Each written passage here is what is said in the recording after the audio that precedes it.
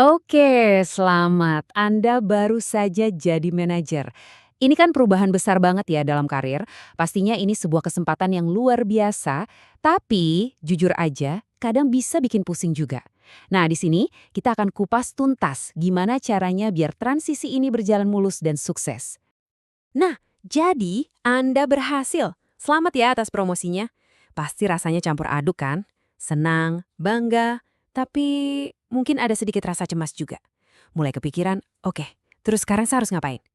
Tenang, pertanyaan itu wajar banget kok, dan kita di sini akan cari jawabannya bareng-bareng. Oke, hal pertama yang perlu kita pahami adalah sesuatu yang disebut paradoks promosi. Gini intinya, skill yang bikin Anda dipromosiin, misalnya karena Anda jago teknis atau seorang kontributor individu yang hebat, itu beda banget sama skill yang Anda butuhkan buat jadi manajer yang sukses. Dulu yang penting kan hasil kerja Anda sendiri. Nah, sekarang fokusnya pindah. Semuanya tentang gimana caranya tim Anda bisa sukses. Dan pergeseran ini bukan cuma soal ganti tugas sehari-hari ya. Ini jauh lebih dalam dari itu. Ini soal perubahan pola pikir yang paling mendasar. Dari yang tadinya seorang pelaku, sekarang Anda harus jadi seorang pengembang untuk tim Anda. Jadi, apa artinya? Artinya, definisi sukses Anda sekarang harus di-reset total. Mungkin dulu Anda bangga banget kalau bisa kelarin proyek besar sendirian kan? Nah sekarang, rasa puas itu datangnya dari melihat anggota tim Anda berhasil, melihat mereka berkembang. Ingat, Anda baru dianggap sukses kalau tim Anda sukses. Titik.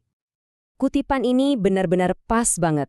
Poinnya bukan lagi soal seberapa jago Anda mengerjakan sesuatu, tapi seberapa jago Anda membuat orang lain jadi jago dalam mengerjakan tugas mereka.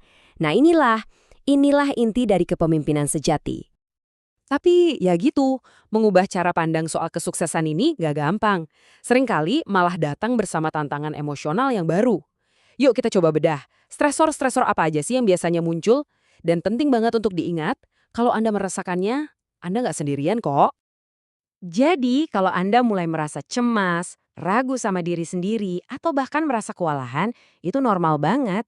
Bayangin aja, dari yang tadinya jagoan di bidangnya, tiba-tiba sekarang merasa seperti, wah, saya tidak punya kendali penuh. Karena sukses Anda bergantung pada orang lain. Perasaan ini wajar banget. Ini bagian dari prosesnya. Nah, di sini kita bisa lihat 4 sumber stres yang paling umum bagi manajer baru. Ada tekanan peran, di mana rasanya ditarik ke sana-sini, disuruh naikin pendapatan tapi harus hemat biaya misalnya.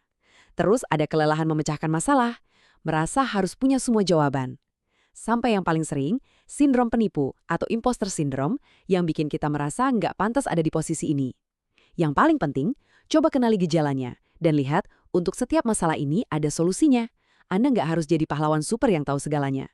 Tugas Anda adalah membimbing tim untuk menemukan jawaban mereka sendiri.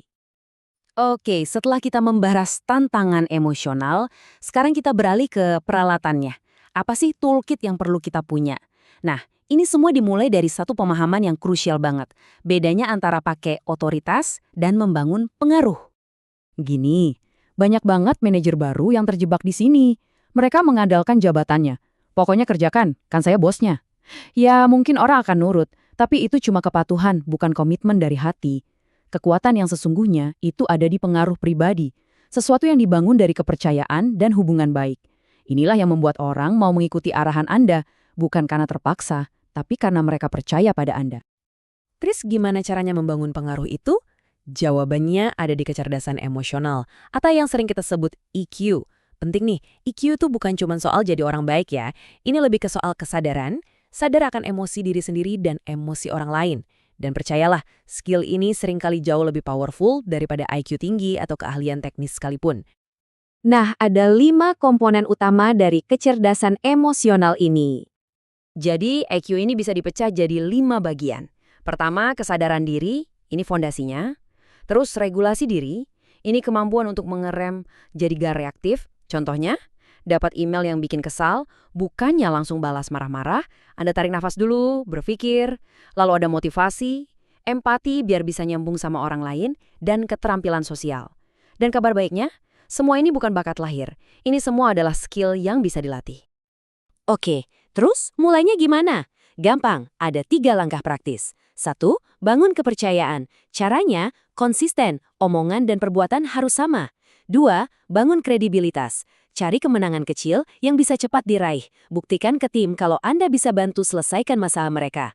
Dan yang ketiga, yang sering dilupakan, minta feedback. Tunjukkan kalau Anda peduli dengan pendapat mereka dan mau terus belajar.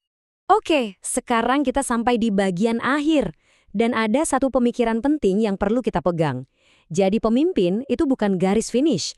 Ini adalah sebuah proses, sebuah perjalanan yang nggak ada habisnya. Kepemimpinan itu kata kerja, sesuatu yang Anda lakukan setiap hari, bukan kata benda yang Anda miliki. Dan kutipan ini keren banget kan? Ide soal pemimpin itu dilahirkan bukan diciptakan, itu sudah kuno.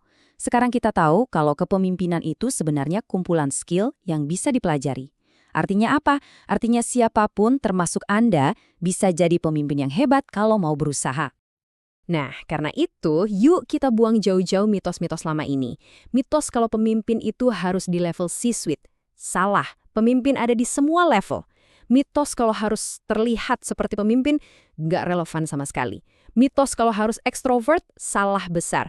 Orang introvert pun bisa jadi pemimpin yang sama efektifnya. Jadi, ini dia beda mendasarnya. Manajemen itu sebuah fungsi. Tugasnya mengurusi hal-hal kompleks seperti budget, jadwal, organisasi. Sementara kepemimpinan itu sebuah praktek. Tugasnya menginspirasi dan memotivasi orang. Sesuatu yang Anda praktekkan dari waktu ke waktu.